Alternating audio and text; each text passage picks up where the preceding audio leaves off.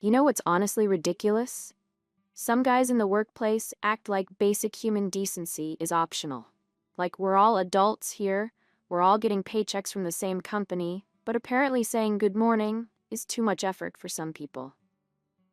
I'm Brittany, 27, and I work in the billing department of this logistics company. My husband Cameron is 30, works in construction, and honestly thinks workplace drama is just women being dramatic. Easy for him to say when his coworkers are all guys who grunt at each other and call it communication. But in my office, there's this guy Logan who literally pretends I don't exist. Logan sits 3 desks over in our open floor plan, and I swear he goes out of his way to avoid acknowledging me. Every morning, when I say hello to the office, he keeps his head down, typing away like he's performing surgery on his keyboard. When I'm talking to other colleagues about weekend plans or whatever, he gets this weird look on his face and either puts in earbuds or suddenly finds urgent work to do. It's honestly bizarre behavior. At first, I thought maybe he was just shy or having personal issues. I'm naturally social. I believe in creating a positive work environment where everyone feels included. But Logan's behavior started feeling intentionally rude. Like, we've worked in the same department for 8 months, and the man has never once made eye contact with me during meetings. He'll respond to questions from our supervisor, chat with the other guys about sports, but if I'm speaking, dead silence. Complete freeze out. Cameron kept telling me to just ignore it when I'd vent about it at home. Some guys are just antisocial, Brit. Don't take it personally. But that's exactly the problem. It felt personal. Logan would laugh at jokes from male colleagues, participate in conversations when it was just the guys. But the second I joined in, he'd clam up or physically move away. It was giving serious hostile work environment vibes. The breaking point came during a team meeting when I suggested a process improvement for our billing system. Logan actually rolled his eyes and started shuffling papers, like my input was wasting his time. Our colleague Jensen from customer service noticed it too, gave me this sympathetic look that confirmed I wasn't imagining things. That's when I decided to document everything and take it to HR.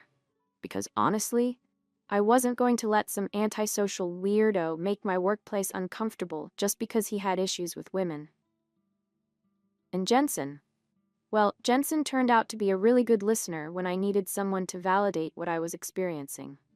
After 3 weeks of Logan's continued cold shoulder treatment, I finally scheduled a meeting with our HR representative, Patricia. I'd been keeping notes on specific incidents, the eye-rolling during meetings, the way he'd leave the break room when I entered, how he'd respond to group emails but never acknowledge any points I made. I need to discuss a workplace issue that's affecting my ability to perform my job, I told Patricia, sliding my documentation across her desk. Logan has been creating a hostile work environment through deliberate exclusion and disrespectful behavior toward me specifically. Patricia reviewed my notes, asking clarifying questions about dates and witnesses. Have you tried addressing this directly with Logan? Patricia, the man won't even make eye contact with me. How am I supposed to have a conversation with someone who acts like I'm invisible? I explained how his behavior was different with male colleagues versus me, how it was creating tension in team dynamics. She promised to look into it, and honestly, I felt relief. Finally, someone was taking this seriously instead of just telling me to ignore it like Cameron always did. But here's where things got interesting. After my HR meeting, Jensen stopped by my desk with coffee and asked how it went. Jensen's this really perceptive guy who'd witnessed several of Logan's more obvious snubs. He validated everything I'd been feeling about the situation. Logan's always been weird, Jensen said, perching on the edge of my desk. I've seen how he acts around you. It's definitely not professional. Jensen started checking in with me more often after that. He'd swing by to see if I needed anything, bring me coffee when he made his morning run, even offered to be a witness if HR needed one. It was refreshing having a colleague who actually cared about creating a supportive work environment. We started eating lunch together sometimes, usually in his car to avoid the awkward break room dynamics with Logan lurking around. Jensen understood the frustration of dealing with difficult personalities at work. Unlike Cameron, who just wanted me to keep the peace, Jensen actually listened and offered practical advice. "You deserve to feel comfortable at work," he told me one afternoon. "Don't let Logan's issues become your problem." Those lunch conversations became the best part of my day. Jensen had this way of making me laugh, helping me see the bigger picture beyond Logan's antisocial behavior. He was attentive in ways that honestly made me realize how checked out Cameron had become lately. Cameron would come home tired from job sites, barely asking about my day, while Jensen actively wanted to hear about my experiences and challenges. I wasn't looking for anything inappropriate, just basic human connection with someone who respected me as a colleague and person. But I'd be lying if I said I didn't look forward to those moments when Jensen would text asking how my morning was going, or when he'd find excuses to stop by my desk to chat. Meanwhile, Logan's behavior somehow got even more pronounced after my HR complaint. Now he wouldn't even be in the same room if I was there, which honestly felt vindictive and proved I'd been right to report him. Jensen and I developed this easy rhythm over the next few weeks. Morning coffee, lunch in his car, casual texts throughout the day, checking if Logan had bothered me. It felt natural, supportive, exactly how workplace relationships should function when you're dealing with difficult colleagues.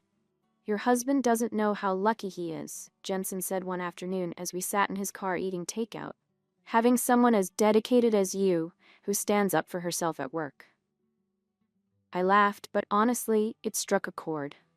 Cameron had been so dismissive of the whole Logan situation, treating my workplace stress like it was just drama I should rise above. Jensen got it. He saw how Logan's behavior was affecting me and actually cared about my well-being. The shift from supportive colleague to something deeper happened gradually. Jensen would put his hand on my shoulder when I was venting about Logan, or we'd sit closer together in his car during lunch. He started staying late when I had to finish reports, offering to help even though he worked in a different department. "I hate seeing you stressed about this stuff," he said one evening as we were both packing up to leave. The office was mostly empty, just us and the security guard making rounds. When Jensen kissed me that night, it didn't feel wrong or calculated. It felt like the natural result of finally having someone who understood what I was going through, who validated my feelings instead of dismissing them. Cameron had been so emotionally unavailable lately, always tired from work, never really present when I tried to share what was happening with Logan. I'm not going to pretend I didn't know where things were heading with Jensen. But honestly, when you're dealing with hostility at work and indifference at home, you tend to gravitate towards someone who actually makes you feel heard and appreciated. Jensen was careful about keeping things professional during work hours, but our texting ramped up significantly. Good morning messages, check-ins throughout the day, inside jokes about office dynamics. He made me feel special in ways I hadn't felt in months. The irony wasn't lost on me that Logan, who couldn't even manage basic workplace courtesy, had indirectly pushed me towards someone who actually knew how to treat people with respect. If Logan had just been normal from the beginning, none of this would have happened. Cameron remained completely oblivious to everything. He'd come home, eat dinner in front of the TV, and barely notice when I said I was working late or having drinks with colleagues. His lack of attention to our relationship made Jensen's interest feel even more significant. "Some people just don't appreciate what they have," Jensen said one night when I mentioned Cameron's emotional distance, and honestly, he wasn't wrong. 3 weeks after my initial complaint, Patricia called me back for a follow-up meeting. I expected her to tell me about the disciplinary action taken against Logan, maybe an apology or mandatory sensitivity training. Instead, she had this weird expression I couldn't read. "Brittany, I've completed my investigation into your concerns about Logan," she said, consulting a thick file. "I spoke with multiple employees about the workplace dynamics and Logan's behavior patterns." I leaned forward, ready to feel vindicated. Finally, someone was going to address Logan's unprofessional conduct. "The employees I interviewed confirmed that Logan is generally quiet and tends to keep interactions brief with everyone in the office," Patricia continued. "His behavior appears consistent across all colleagues, not targeted specifically toward you." "Wait, what? That's not true. I've seen him laugh and joke with other people," He completely freezes me out. Actually, several colleagues mention that while Logan is reserved, he maintains the same level of minimal interaction with everyone. However, Patricia paused, flipping through her notes. Multiple people brought up concerns about your relationship with Jensen from customer service. My stomach dropped. What kind of concerns? Extended private conversations, frequently eating lunch together off-site, staying late together when your departments don't overlap, inappropriate texting during work hours. Patricia's tone became more formal. There are company policies about personal relationships between employees, especially when they might create conflicts of interest or disrupt the workplace environment. I felt like I was in some alternate reality. I reported legitimate workplace harassment, and instead of addressing that, you're investigating my friendships? Brittany, the investigation shows Logan's behavior doesn't constitute harassment. He's quiet with everyone and maintains professional boundaries. However, your relationship with Jensen has raised concerns about favoritism, time theft, and inappropriate workplace conduct. This was unbelievable.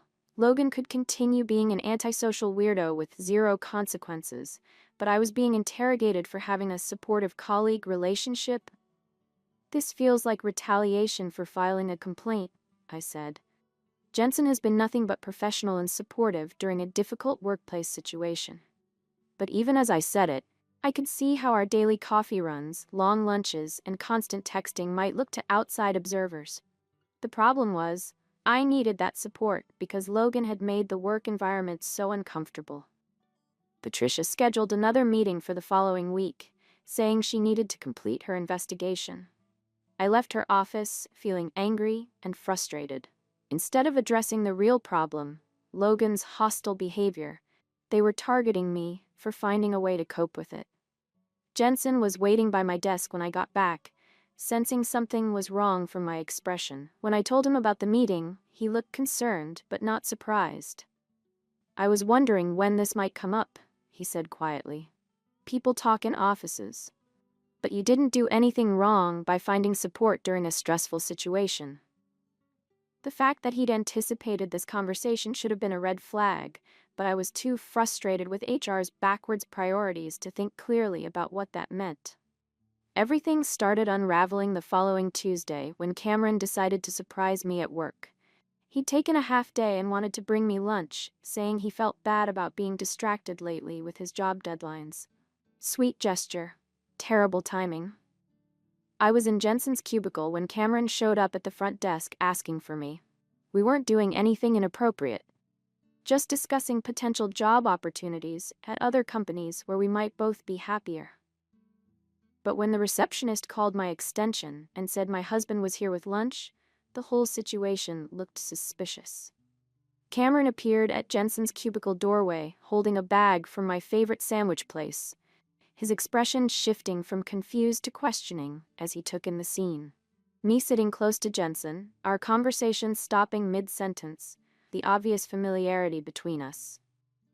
"Hey babe," I said, standing up quickly. "This is Jensen from customer service. We were just discussing some billing procedures." Jensen handled it smoothly, explaining we were reviewing cross-departmental processes. But I could see Cameron processing the dynamic. The way Jensen seemed comfortable around me, how we both looked slightly guilty despite discussing work topics, the fact that I was in another department's area with the door to Jensen's cubicle partially closed. "Nice to meet you," Cameron said to Jensen, but his tone was cooler than usual. "Ready for lunch, Britt?" During lunch, Cameron was quiet, asking casual questions about Jensen and how long we'd been working together on projects. I explained about the Logan situation and how Jensen had been supportive, but Cameron's responses were shorter than normal. He was paying attention in a way he hadn't in months, and it made me nervous. That afternoon, Patricia called me into another meeting. This time, she wasn't alone. Her supervisor was there too, along with someone from legal.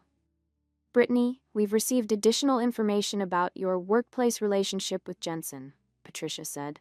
"There are serious concerns about policy violations, inappropriate use of company time, and potential conflicts of interest." The questions became more specific and invasive. How often did Jensen and I communicate outside work hours? Had we met privately outside the office? Were we using company resources for personal communications? Had our relationship affected our work performance or decision-making? I felt trapped and defensive. I reported legitimate workplace harassment from Logan, and instead of addressing that, you're creating problems where none exist.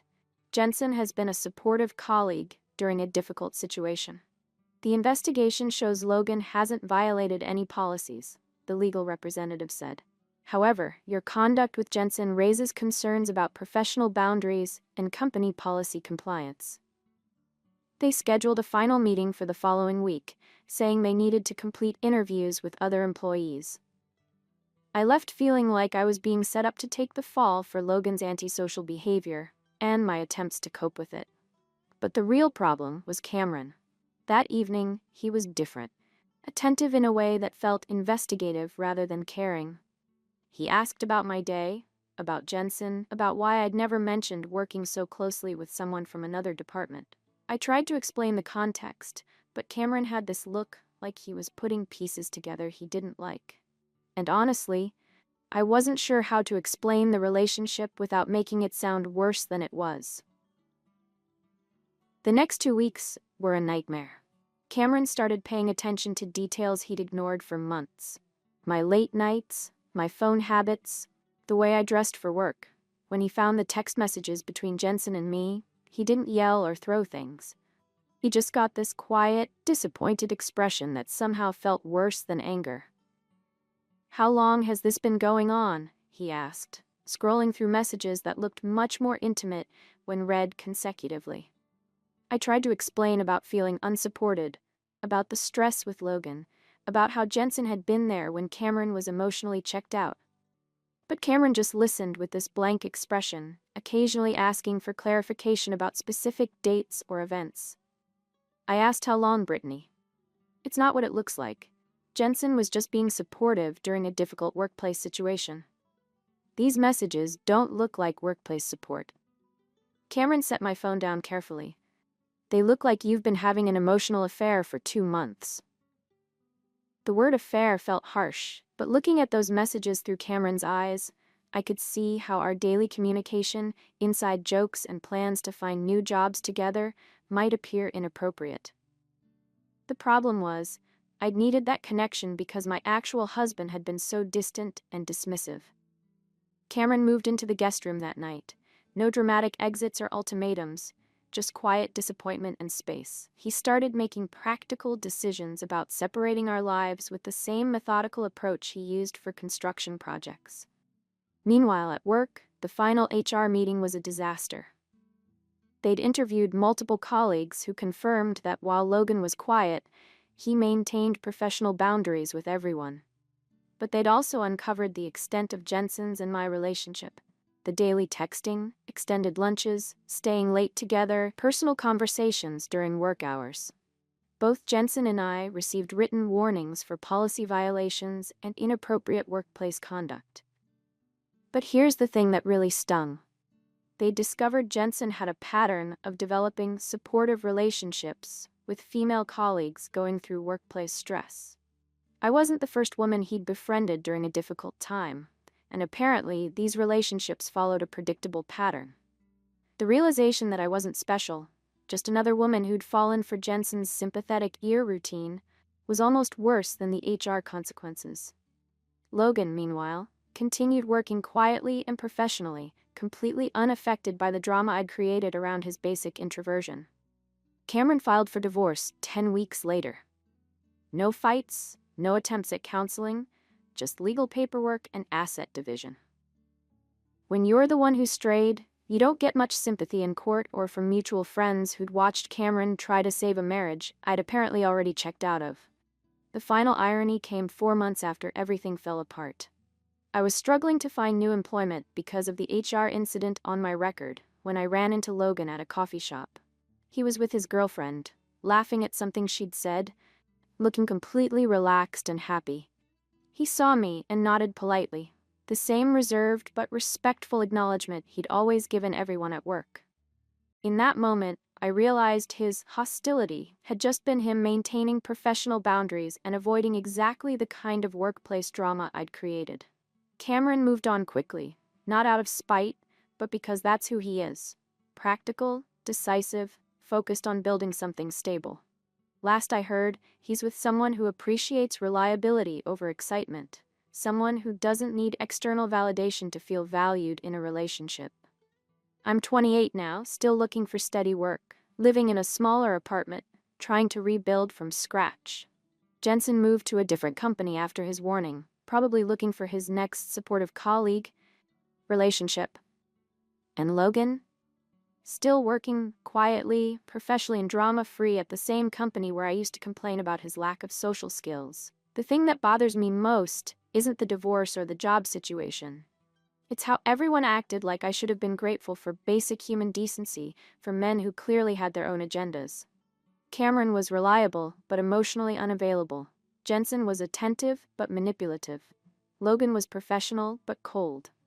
I just picked the wrong battles and trusted the wrong person. At least now I know what to watch out for in future workplaces and relationships. Sometimes the quiet ones have the right idea after all.